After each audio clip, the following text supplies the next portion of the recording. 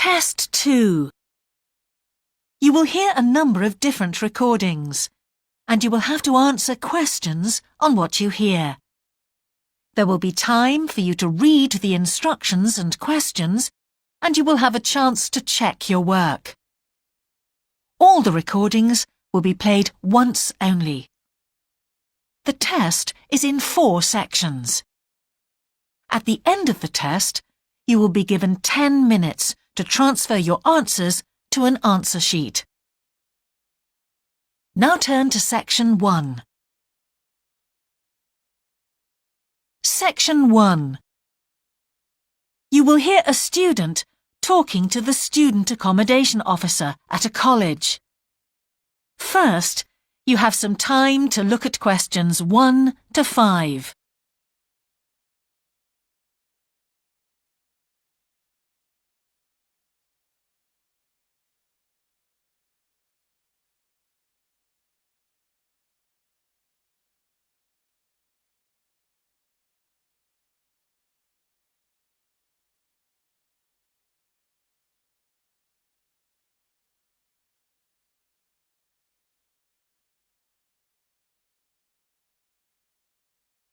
You will see that there is an example that has been done for you. On this occasion only, the conversation relating to this will be played first. Good morning. Can I help you? Yes, I've just been accepted on a course at the university and I'd like to try and arrange accommodation in a hall of residence. Yes, certainly. Please sit down. What I'll do is fill in a form with you to find out a little more about your preferences and so forth. Thank you. The student wishes to arrange accommodation in a hall of residence, so hall has been written in the space. Now we shall begin. You should answer the questions as you listen, because you will not hear the recording a second time. Listen carefully and answer questions 1 to 5. Good morning. Can I help you? Yes, I've just been accepted on a course at the university and I'd like to try and arrange accommodation in a hall of residence. Yes, certainly. Please sit down. What I'll do is fill in a form with you to find out a little more about your preferences and so forth. Thank you. So, first of all, can I take your name? It's Anu Bhatt. Could you spell your name, please? Yes, ANUBHATT. Thanks. And could I ask your date of birth? The 31st of March, 1972. Thank you. And where are you from? India. Oh, right. And, what will you be studying? I'm doing a course in nursing. Right, thank you. And how long would you want to stay in hall, do you think? Well, it'll take 3 years, but I'd only like to stay in hall for 2. I'd like to think about living outside for the 3rd year. Fine. And what did you have in mind for catering? Do you want to cook for yourself or have all your meals provided? That's full board. Is there something in between? Yes, you can just have evening meal provided, which is half board. That's what I'd prefer. Yes, a lot of students opt for that. Now, with that in mind, do you have any special diet, anything we should know about? Yes, I don't take red meat. No red meat. Before you hear the rest of the conversation, you have some time to look at questions 6 to 10.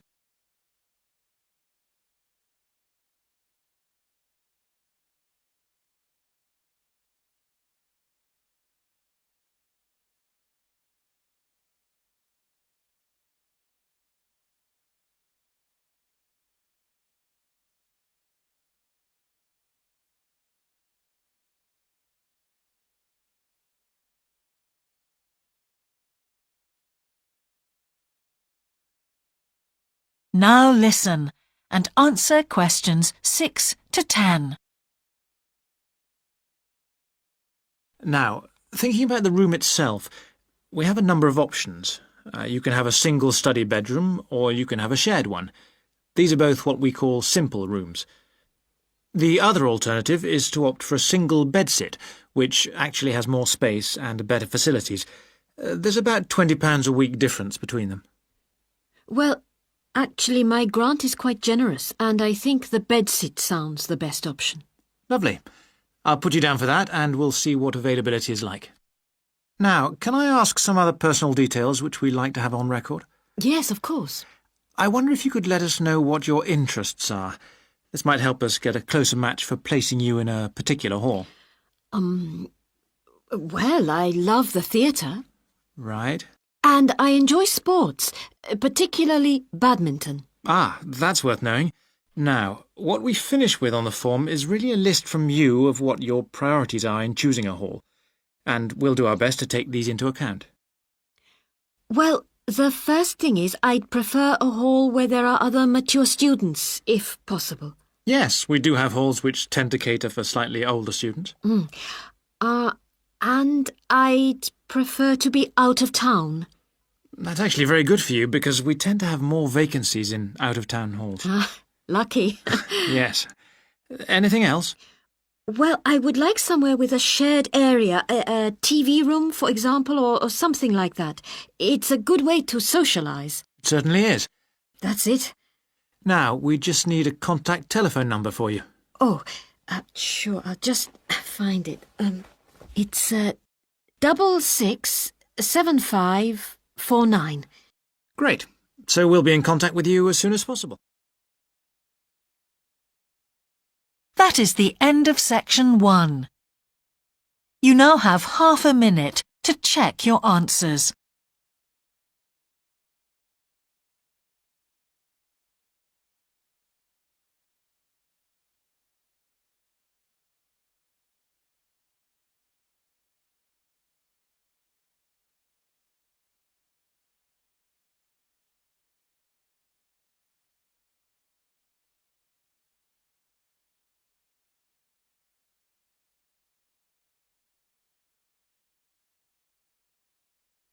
Now turn to section 2.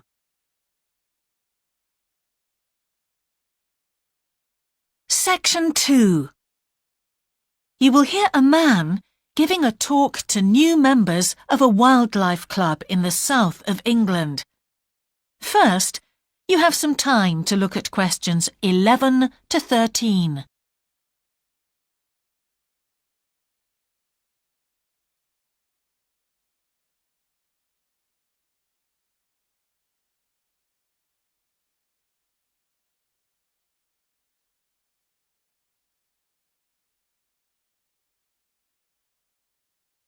Now listen carefully and answer questions 11 to 13. Hello, I'm delighted to welcome you to our wildlife club and very pleased that you're interested in the countryside and the plants and creatures of this area. I think you'll be surprised at the variety we have here, even though we're not far from London. I'll start by telling you about some of the parks and open spaces nearby. One very pleasant place is Halland Common. This has been public land for hundreds of years, and what you'll find interesting is that the River Ouse, which flows into the sea 80 kilometres away, has its source in the common. There's an information board about the plants and animals you can see here, and, by the way, the common is accessible 24 hours a day. Then there's Holt Island, which is noted for its great range of trees. In the past, willows were grown here commercially for basket making, and this ancient craft has recently been reintroduced. The island is only open to the public from Friday to Sunday because it's quite small, and if there were people around every day, much of the wildlife would keep away. From there, it's just a short walk across the bridge to Longfield Country Park. Longfield has a modern replica of a farm from over 2,000 years ago. Children's activities are often arranged there, like bread making and face painting. The park is only open during daylight hours, so bear that in mind if you decide to go there. Before you hear the rest of the talk, you have some time to look at questions 14 to 20.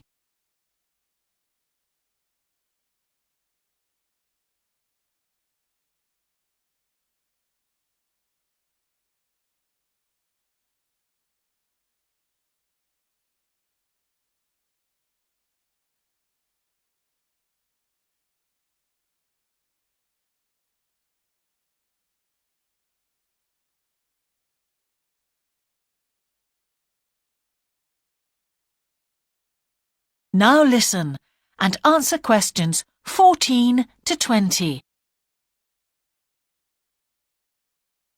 Longfield Park has a programme of activities throughout the year, and to give you a sample, this is what's happening in the next few days. On Monday, you can learn about herbs and how they've been used over the centuries. You'll start with a tour of our herb garden, practice the technique of using them as colour dyes for cloth, and listen to an illustrated talk about their use in cooking and medicine. Then on Wednesday, you can join local experts to discover the variety of insects and birds that appear in the evening. We keep to a small number of people in the group, so if you want to go, you'll need to phone the park ranger a few days ahead. There's a small charge which you should pay when you turn up. I'm sure you're all keen to help with the practical task of looking after the park, so on Saturday you can join a working party. You'll have a choice of all sorts of activities, from planting hedges to picking up litter, so you'll be able to change from one to another when you feel like it.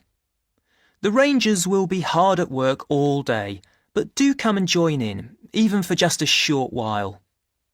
One thing, though, is to make sure you're wearing something that you don't mind getting dirty or torn. And finally, I'd like to tell you about our new wildlife area, Hinchingbrook Park, which will be opened to the public next month. This slide doesn't really indicate how big it is, but anyway, you can see the 2 gates into the park and the main paths. As you can see, there's a lake in the northwest of the park with a bird hide to the west of it at the end of a path, so it'll be a nice, quiet place for watching the birds on the lake. Fairly close to where refreshments are available, there's a dog walking area in the southern part of the park, leading off from the path. And if you just want to sit and relax, you can go to the flower garden. That's the circular area on the map, surrounded by paths. And finally, there's a wooded area in the western section of the park, between 2 paths. OK, that's enough from me, so let's get on and have a look.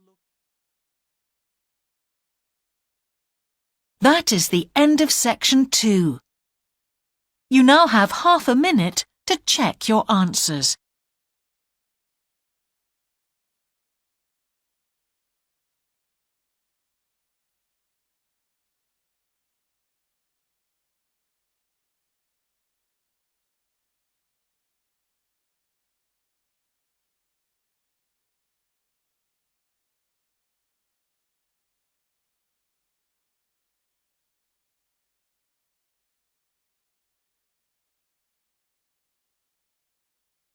Now turn to section 3.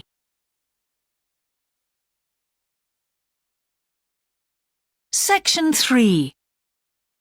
You will hear the Director of Studies in an English Language Centre and a student representative talking about their self-access centre. First, you have some time to look at questions 21 to 24.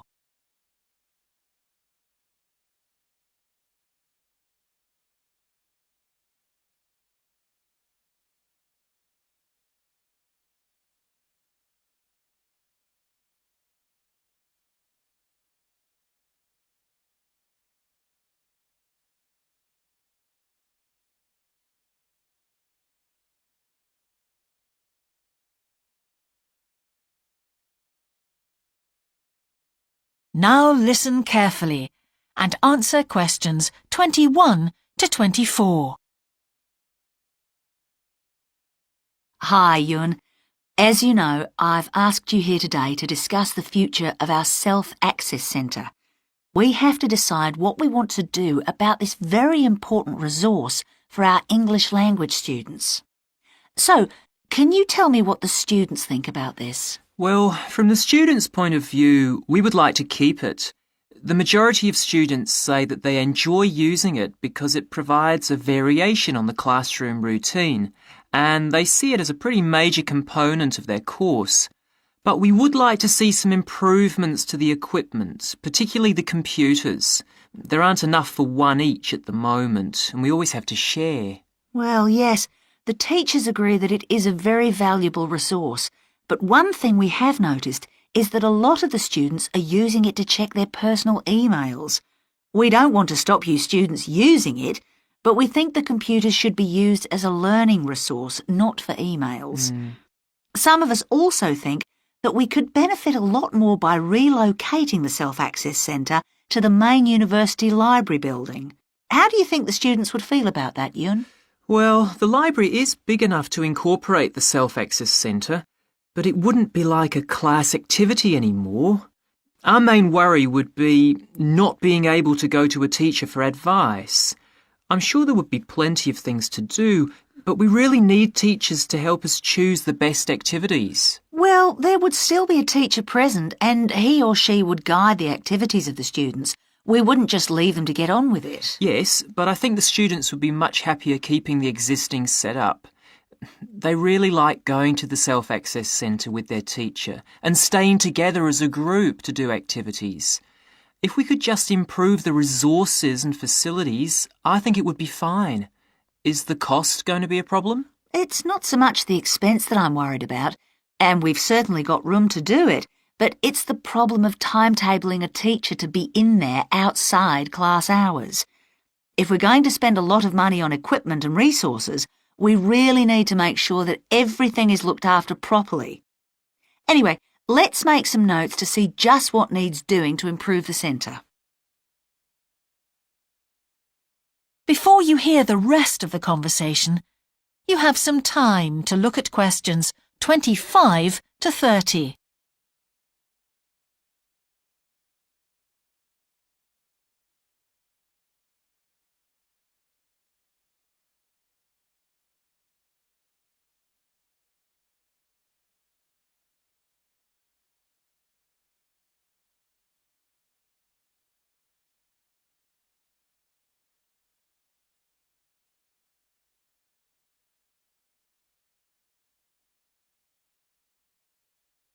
Now listen and answer questions 25 to 30. Now, what about the computers? I think it might be a good idea to install some new models. They would take up a lot less room, and so that would increase the workspace for textbooks and so on. That would be great. It is a bit cramped in there at times. What about other resources? Do you have a list of things that the students would like to see improved? Yes, one of the comments that students frequently make is that they find it difficult to find materials that are appropriate for their level, especially reading resources. So I think we need to label them more clearly. Well, that's easy enough. We can get that organised very quickly. In fact, I think we should review all of the study resources as some of them are looking a bit out of date. Definitely. The CD section especially needs to be more current. I think we should get some of the ones that go with our latest course books and also make multiple copies. Good. Now, I was also thinking about some different materials that we haven't got in there at all. What do you think of the idea of introducing some workbooks? If we break them up into separate pages and laminate them, they'd be a great resource. The students could study the main course book in class and then do follow-up practice in the Self-Access Centre. That sounds good. OK, now finally we need to think about how the room is used. I'll have to talk to the teachers and make sure we can all reach some agreement on a timetable to supervise the centre after class. But we also need to think about security too, especially if we're going to invest in some new equipment. What about putting in an alarm? Good idea. The other thing I'd like to do is talk to our technicians and see whether we could somehow limit the access to email. I really don't want to see that resource misused. What about if we agree to only use it before and after class? Yes, that would be fine. OK, anyway, that's great for now.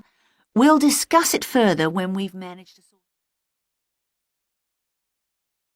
That is the end of section 3. You now have half a minute to check your answers.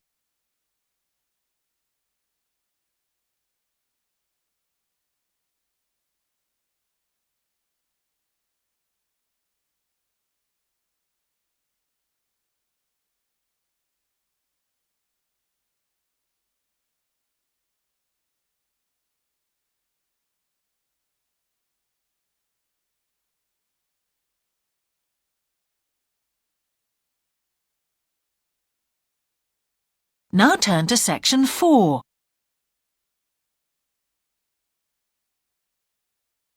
Section 4. You will hear the beginning of a lecture about business cultures. First, you have some time to look at questions 31 to 40.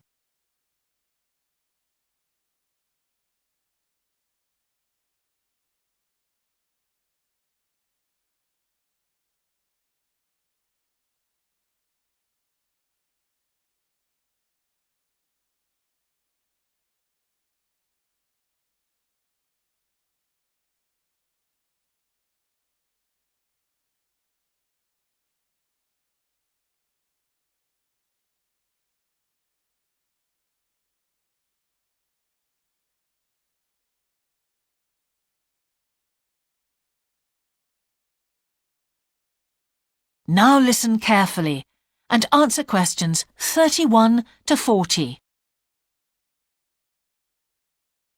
Good morning, everyone. Now, whether you're going to university to study business or some other subject, many of you will eventually end up working for a company of some kind. Now, when you first start working somewhere, you will realize that the organization you've joined has certain characteristics. And we often refer to these social characteristics as the culture of the organization. This includes its unwritten ideas, beliefs, values, and things like that. One well-known writer has classified company cultures by identifying 4 major types. The first type is called the power culture, and it's usually found in small organizations. It's the type of culture that needs a central source of power to be effective. And because control is in the hands of just 1 or 2 people, there aren't many rules or procedures. Another characteristic is that communication usually takes the form of conversations rather than, say, formal meetings or written memos. Now, one of the benefits of this culture is that the organization has the ability to act quickly. So it responds well to threat or danger on the one hand, and opportunity on the other.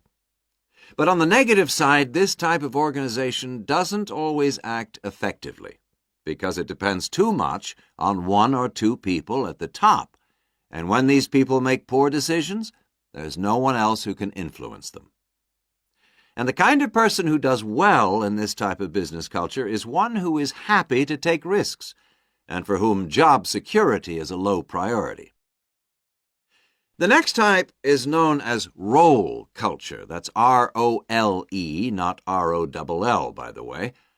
And this type is usually found in large companies, which have lots of different levels in them. These organizations usually have separate departments that specialize in things like finance or sales or maintenance or whatever. Each one is coordinated at the top by a small group of senior managers, and typically everyone's job is controlled by sets of rules and procedures. For example, there are specific job descriptions, rules for discipline, and so on. What are the benefits of this kind of culture? Well, firstly, because it's found in large organizations, its fixed costs, or overheads as they're known, are low in relation to its output or what it produces. In other words, it can achieve economies of scale. And secondly, it is particularly successful in business markets where technical expertise is important. On the other hand, this culture is often very slow to recognize the need for change, and even slower to react. What kind of person does this type of culture suit? Well, it suits employees who value security and who don't particularly want to have responsibility.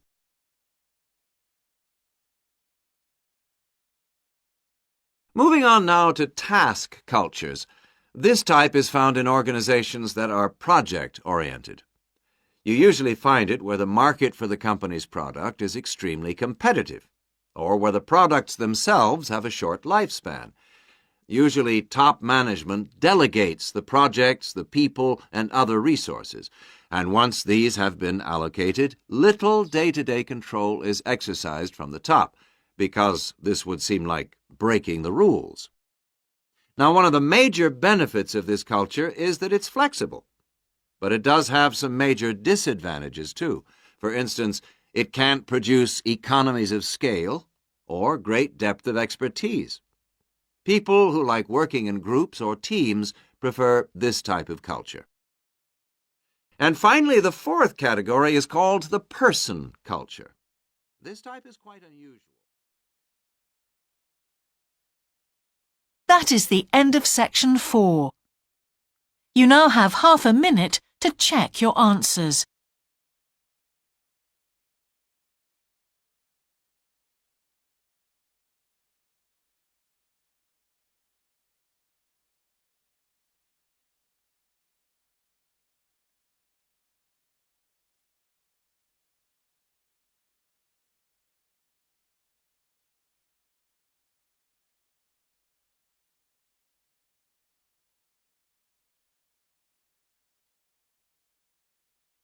That is the end of the listening test.